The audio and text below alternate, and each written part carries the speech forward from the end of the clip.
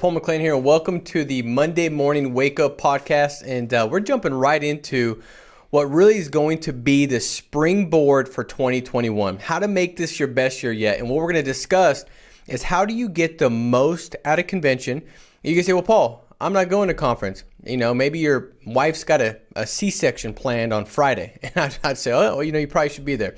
If that's the case, how do you get the most out of every training, podcast, where you leave it and you've got immeasurable value that you're going to be able to put into your business? So we're going to discuss that today. Now, before we get into that, what I want to remind you to do is to subscribe, turn on notifications, share this. I believe most of you have the same desire that I do, and that's to impact and to help make a difference for others. And sometimes a message is great for you to hear, but it's even more impactful for somebody else to hear. And so make sure that you share this on social media, copy this link, post it, blast it out, let people know about the podcast, and that way they're a part of it as well. And so as we jump into it, what I really want to first park on is this one thought that, I look back to over the past 14 years. If you said, Paul, you've got to give me one thing that's made the biggest difference in seeing success in the insurance industry, I would say it's definitely this phrase here. And it's my greatest growth has always come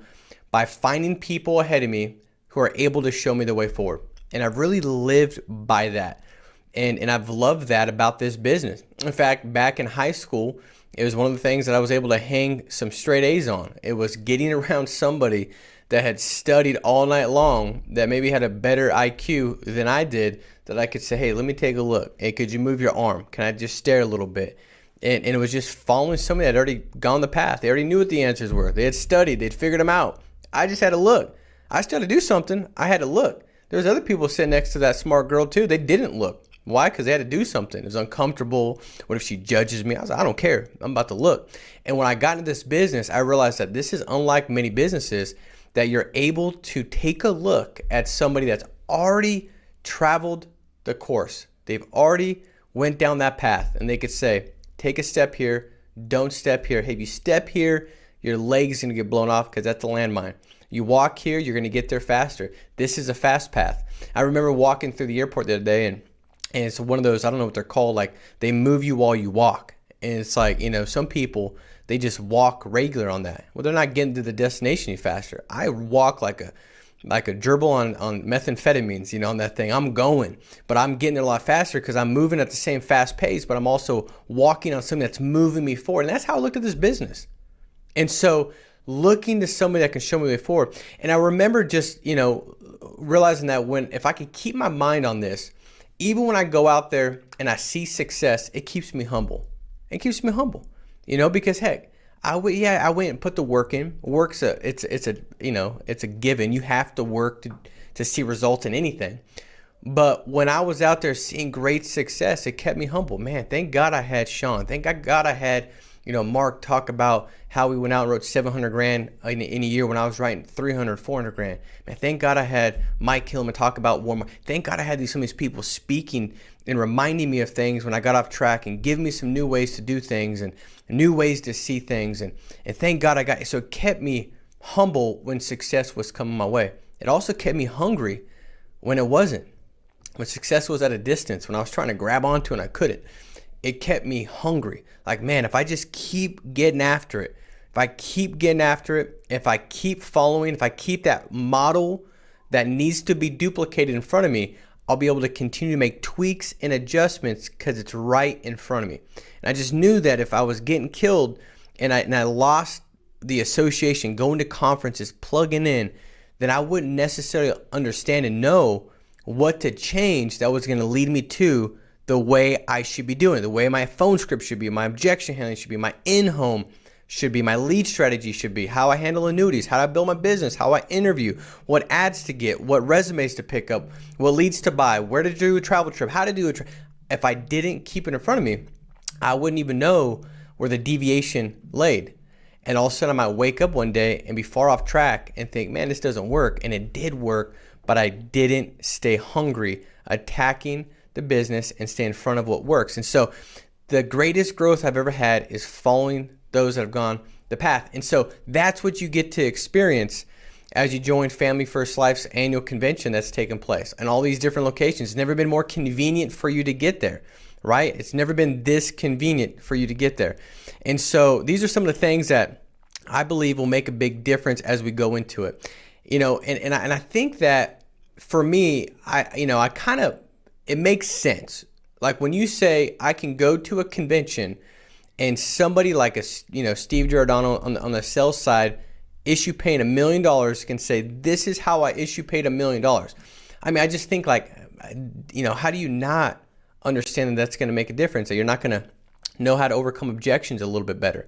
That you're not going to have a better lead strategy. That you're not going to be able to get a more tightened up schedule that's going to be more efficient and give you a significant greater result for the same time you're putting in. How do you not? It makes sense. You're like, okay, got it, duh. I mean, I see that. If you go to a conference and you listen to a Dave Witcher, right? In his first 10 months, goes out there and he pays $1 million a month. He's on track to be a partner with integrity and to do it in this short of a time period.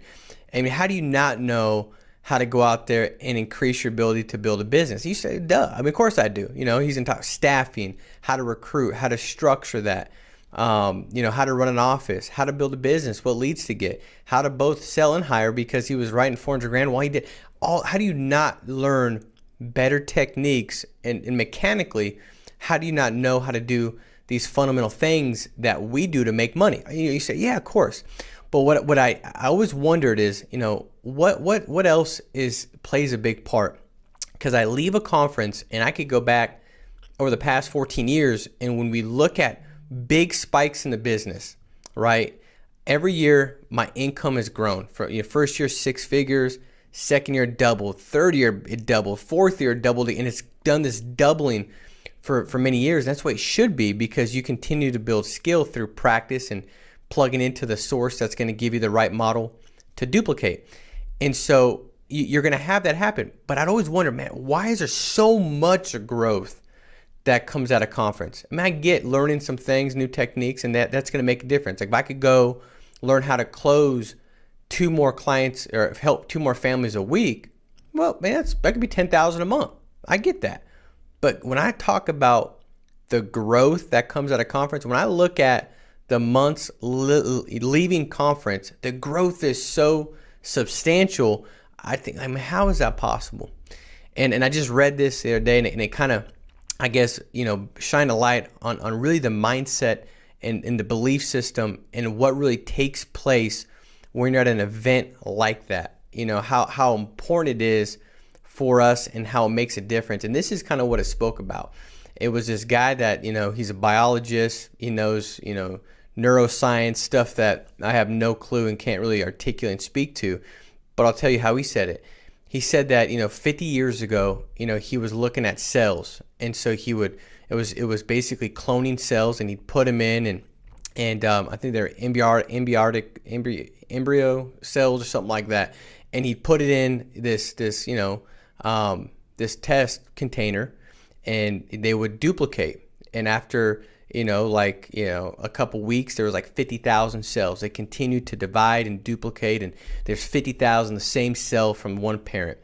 And he said, so what I decided to do is I took 3 cells and I put them in different containers, and I filled them with different fluid. So that was a variable. I made changes of their environment, what fluid they were in.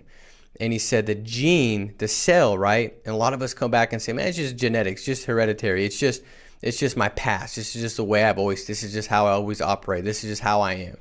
And he said that when you change the environment, though, he put 3 different cells. He said in one container, they started to duplicate, and it was muscle cells. The second one, it was bone cells. And the third one was fat cells. And so he said, therein it lies that it's not the cells, it's not the environment, it's not the gene, it's not your past, it's not hereditary that dictates you. It's your environment. You have control. It's your environment that dictates your cell gene makeup, the way you see things, the way you and your body reacts to that. And he says no different than when you look at your blood and the cells are all working within your blood. He said the way it works is pretty simple.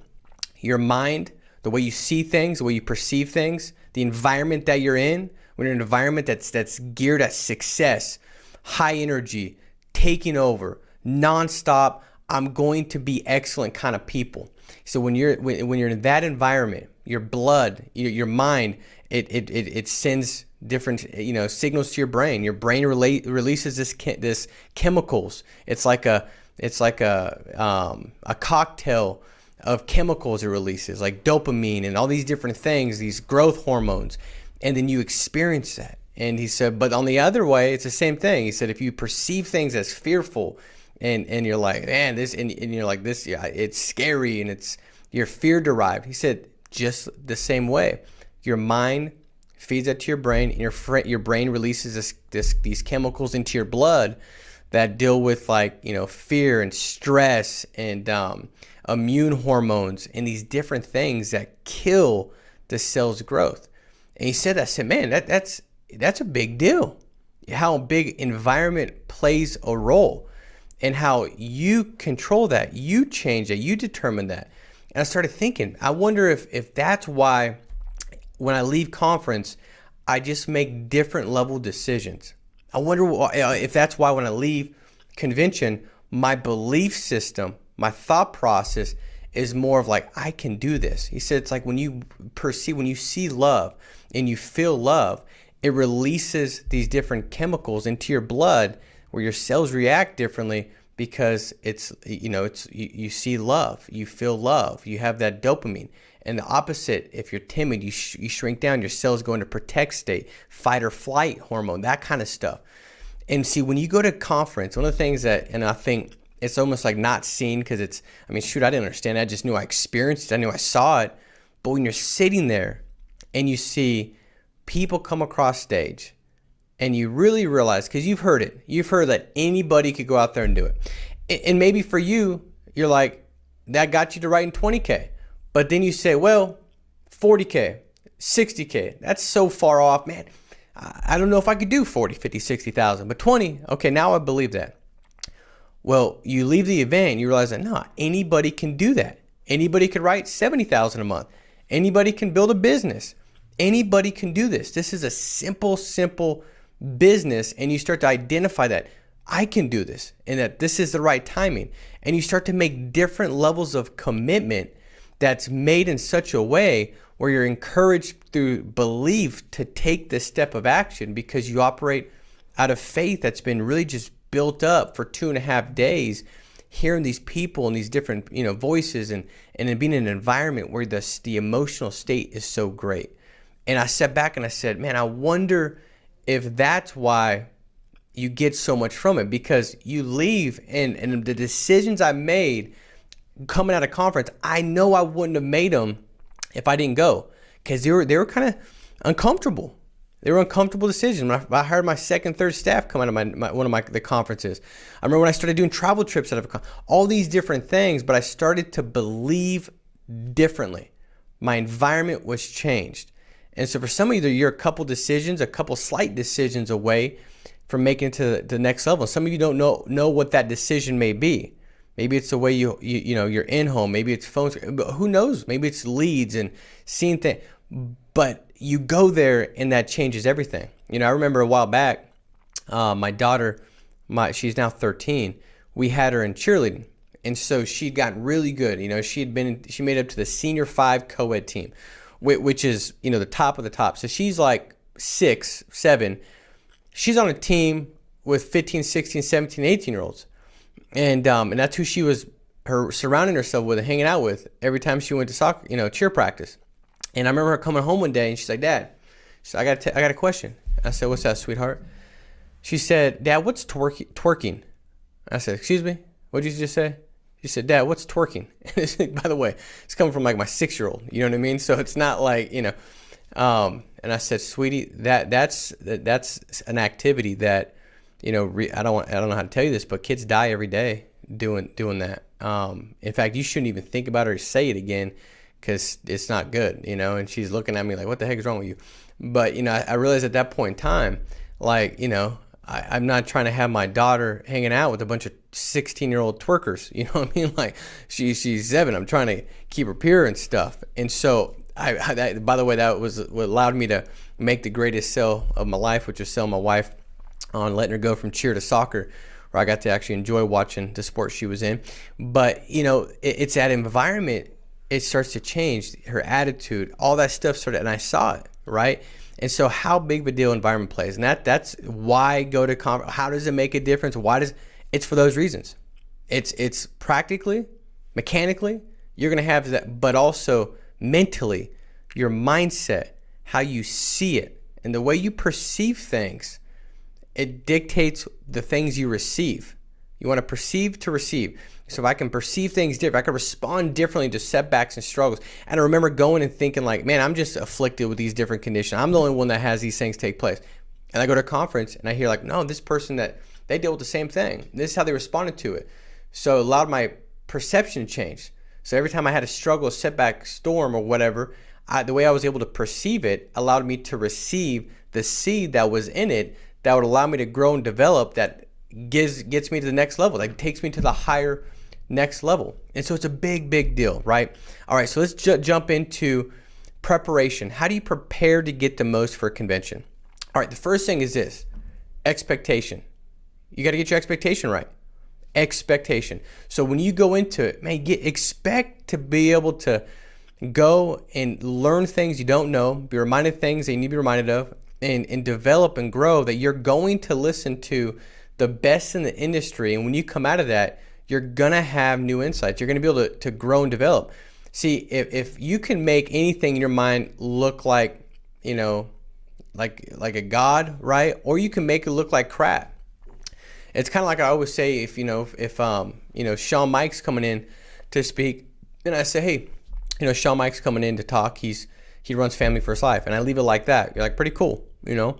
Expectation is, you know, I don't even know what that means. Maybe you don't even know what Family First Life is. But if I say, listen, Shawn Mike's coming in to talk, and Shawn Mike, just so you guys know, he runs the largest independent marketing organization in the entire nation in the life insurance industry.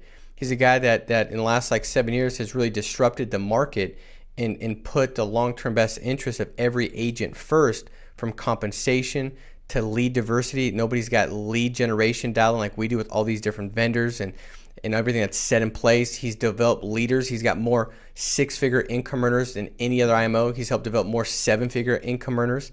And he's developed a company that's #1 in Mutual of Omaha, John Hancock, American General. And I say that. Well, now when you go, you're like, man, where's my pen and piece of paper?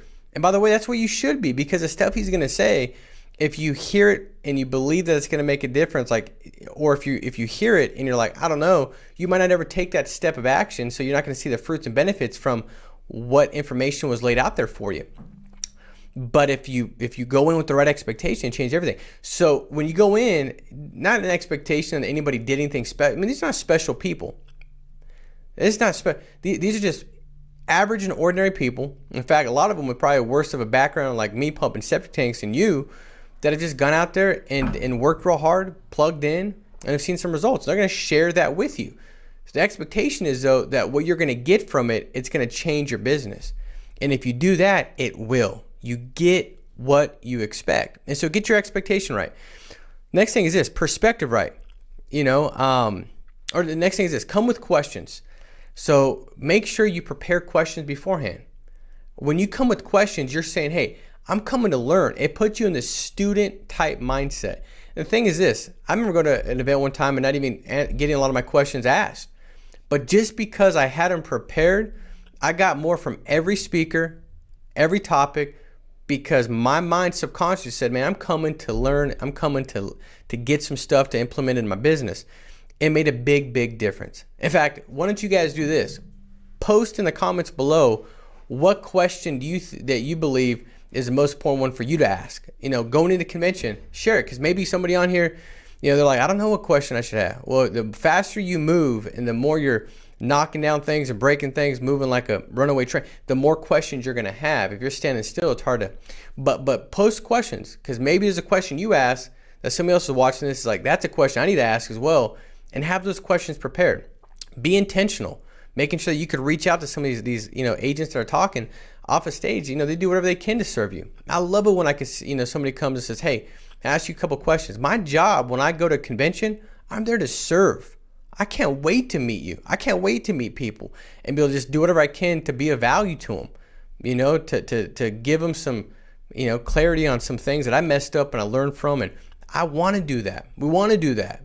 So put in the comments below the questions you've got. In fact, I might be able to pick up some of these and answer them next week. And so list some of the questions you've got in the comments below. Next is this. All right, that's how you prepare for the event. Let's get into some tips while you're at the event. How do you get the most from it? All right, be present. Be present. Don't be distracted. And let that be the time where you're just there, open-minded, fully present, not worried about your phone going off, this text, that, plan time, after the event, breaks, stuff like that, to catch up on emails and text messages and phone calls. But when you're in the event, be fully present.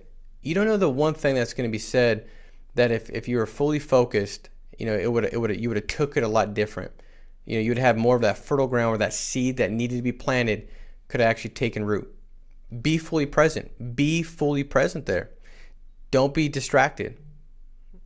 This is one of the things that I believe makes or breaks everything. I think distraction, for one, I think it's the enemy's device that he uses to keep you at a level below what your potential is.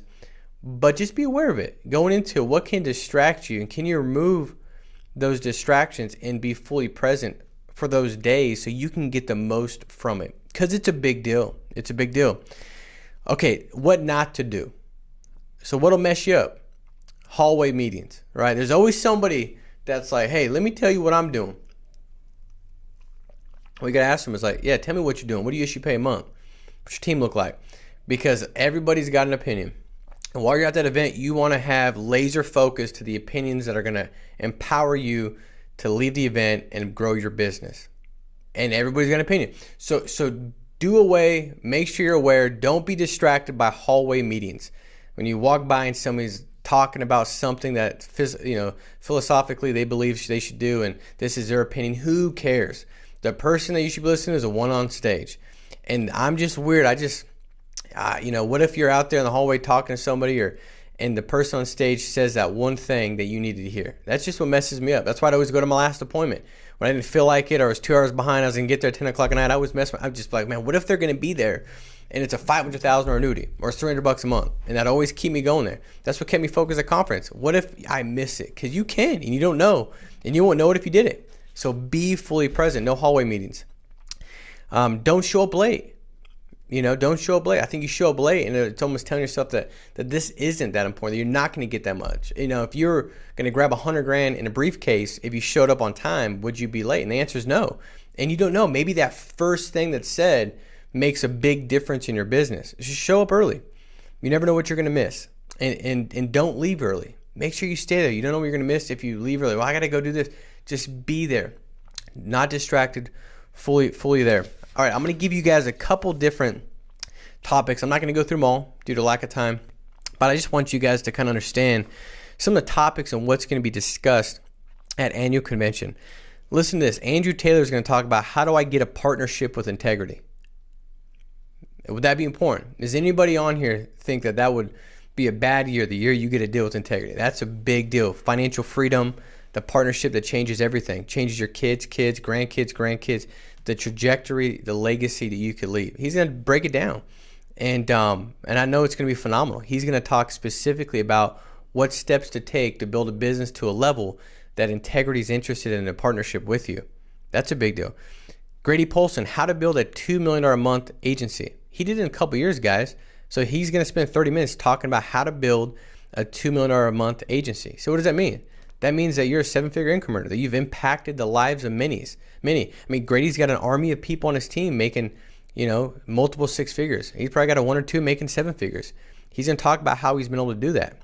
How to structure in-home appointments. Josh Crenshaw. Who's Josh? Josh is the guy that issue pays like about $100,000 a month, right? And he's going to talk about how to structure the in-home. So you say, I want to get my in-home better.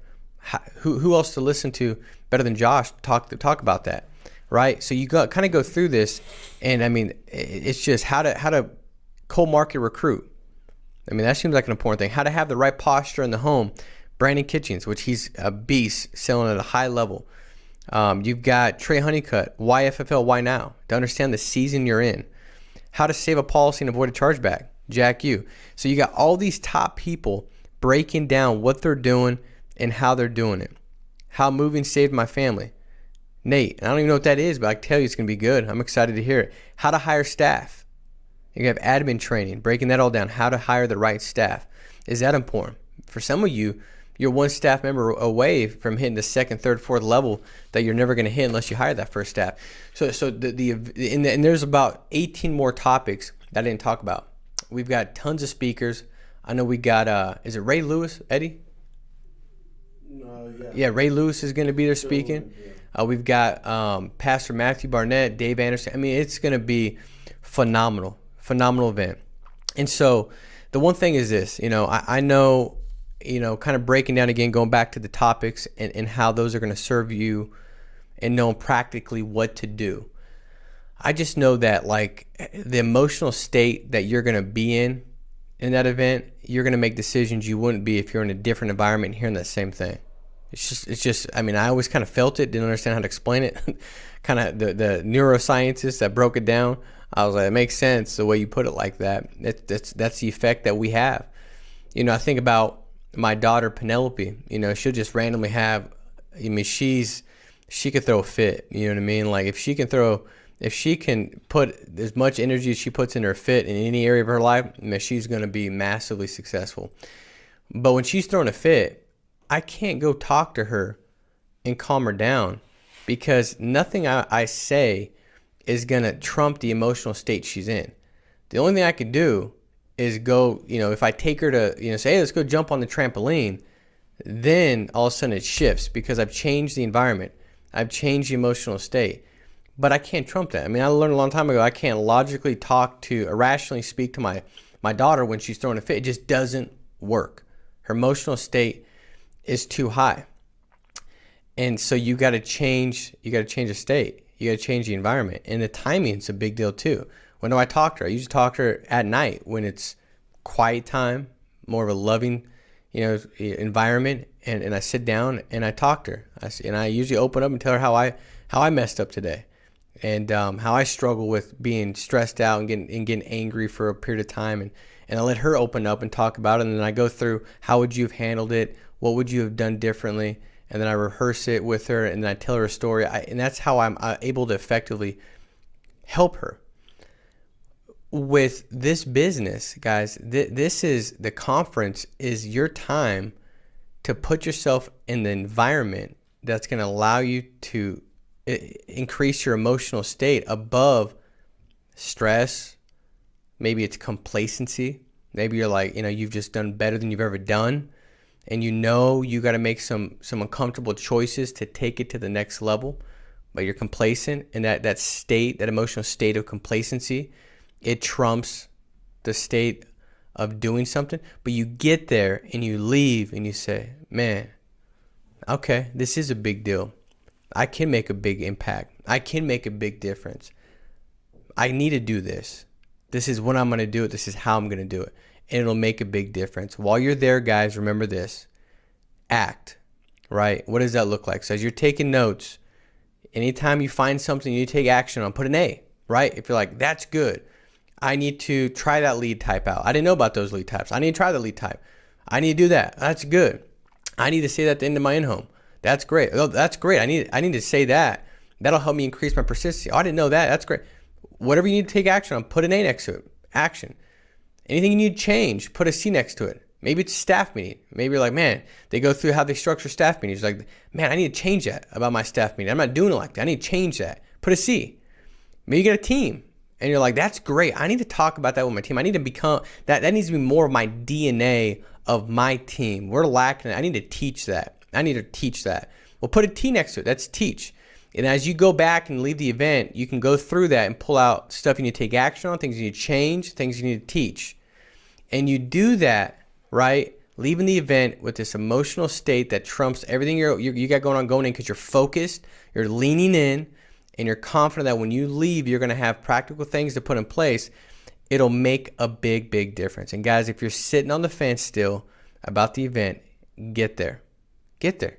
It's like if you knew there was $100,000 sitting in a briefcase, all you got to do is get there to pick it up. It's a free event. I don't know of any other companies that have a free event like this.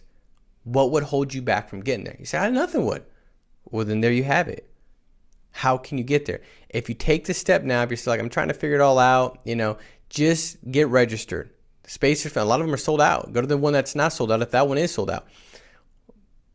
But do it. Register. And what'll happen is you're telling your mind, I'm going to get there, and you'll have to now guess what? You're not spending the energy and emotion still tied to the thought. You're just figuring out now, how do I get there?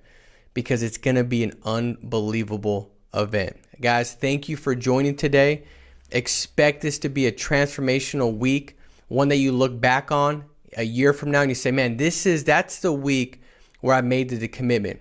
Where I made the commitment, I stuck to the commitment, and I made tweaks and adjustments and changes, and my business is where it is today because of that week when I made those decisions. Guys, make it a big week. Be strong, stay steadfast, and we'll talk to you soon. Take care. Bye-bye.